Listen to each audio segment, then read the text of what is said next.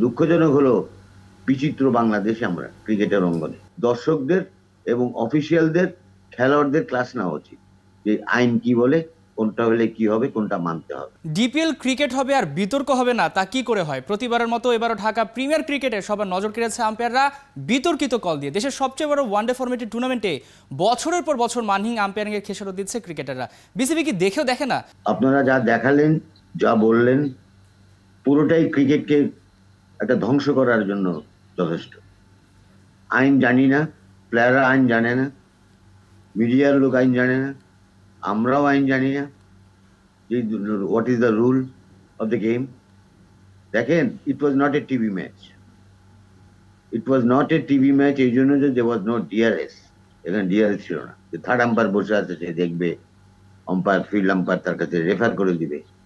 এইখানে এই ধরনের ঘটনায় সেটা ক্যাচ হোক বা সেটা যা ফিল্ডিং হোক, সেটা পুরোপুরি নির্ভর করে ওই যে ব্যক্তিটি, যে ফিল্ডারটি, তার উপরে। সে তখন বলে যে না, ইটস এ ক্লিন ক্যাচ, অথবা আমি বলটা বাউন্ডারি থেকে বাঁচিয়েছি, কাজে সেটাকে মেনে নিতে হবে।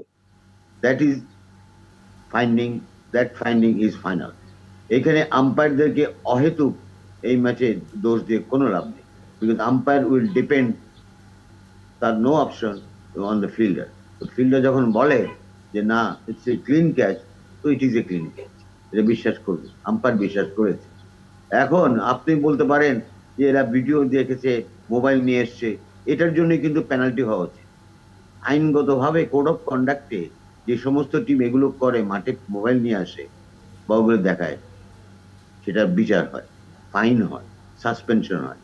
কিন্তু দুঃখজনক হলো বিচিত্র বাংলাদেশে আমরা ক্রিকেটের অঙ্গনে যে আমরা আইন করি, আইন মানতে লিখি, আইসিসির আইন সবকিছু পালন করি না। আপনাকে যদি আম্পায়ারদেরকে যদি আপনি প্রোটেকশন দিতে না পারেন, ক্রিকেটকে যদি আপনি প্রোটেকশন দিতে না পারেন, আইনকে যদি আপনি মেনে চলতে না চান, তাহলে এই ক্রিকেট খেলে লাভ কি?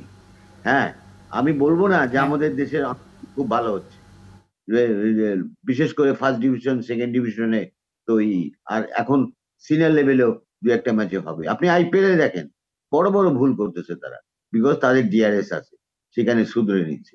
এই ম্যাচে এই কোনো ডিআরএস নাই। আর এই খেলাটা আপনি যেটা বললেন যে এটা কি লোক দেখানোর জন্য কিনা, মানুষকে এটা দেখাচ্ছে। এটা বড় টিম, মোহামেডান বা প্রাইম ব্যাংক, আবনি, এরা তো বড় বড় টিম, মানুষ খেলা দেখতে চায়, ক্রিকেট পাগল লোক। বাট আমি মনে করি এটা বন্ধ করে দেওয়া উচিত, কারণ এটা এখন একটা বিরাট একটা তৈরি করছে। আইন না বুঝে তার আগে দর্শকদের এবং অফিসিয়ালদের, খেলোয়াড়দের ক্লাস নেওয়া উচিত যে আইন কি বলে, কোনটা হলে কি হবে, কোনটা মানতে হবে। 1, 2, 3 ঢাকায় জমি জিতে নিন 100% ক্যাশব্যাক সহ 20 কোটি টাকার পুরস্কার।